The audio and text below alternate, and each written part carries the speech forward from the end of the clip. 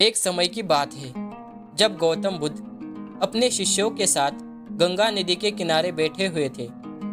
वे उन्हें अपनी अनुभूति और ज्ञान से प्रभावित करने के लिए अपनी कहानियों का उपयोग करते थे।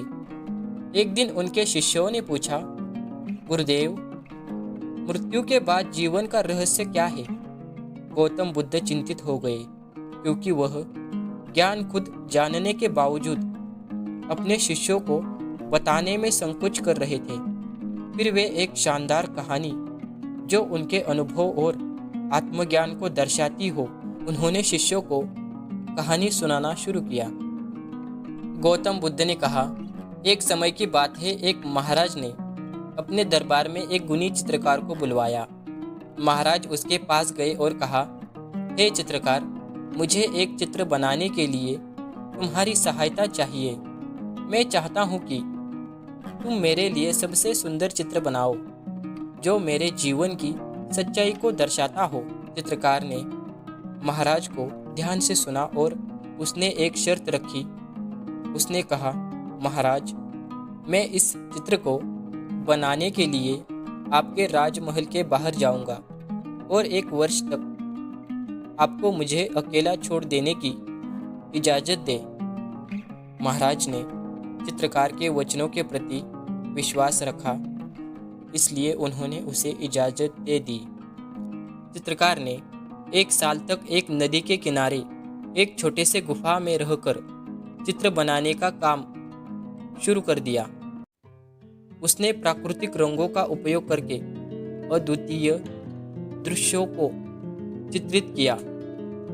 जब उसका काम पूरा हुआ तो उसने चित्र को लेकर महाराज के समक्ष वापस आया।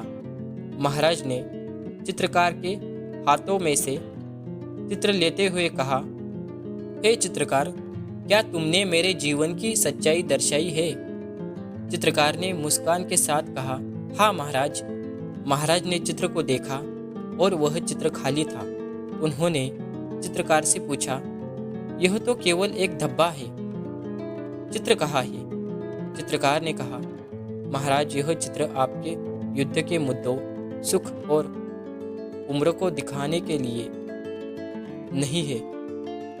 यह चित्र आपके अंतर मन की सच्चाई को दर्शाने के लिए है। महाराज ने इस पर गहराई से सोचा और फिर चित्रकार के पास जाकर उसे गले लगाया। उन्होंने कहा, धन्यवाद, तुमने मेरे मन की सच्चाई को दिखा दिया। मैं अब समझता हूँ कि जीवन की सच्चाई हमारे अंतर मन में छिपी हुई है और हमें उसे खोजना चाहिए। इस कहानी से हमें यह सीख मिलती है कि जीवन का रहस्य हमारे अंदर ही निहित है। हमें बाहरी वस्तुओं में नहीं, बल्कि अपने मन की सुख, शांति और समृद्धि को खोजना चाहिए। जीवन की सच्चाई अंतर मन की गहराइयों में छिपी हुई है और हमें आत्मसंयम, ध्यान और आध्यात्मिक अभ्यास के माध्यम से खोजना चाहिए। आपको कहानी कैसी लगी कमेंट बॉक्स में ज़रूर बताइए और अगर आपको कहानी पसंद आई हो तो लाइक और सब्सक्राइब ज़रूर करें।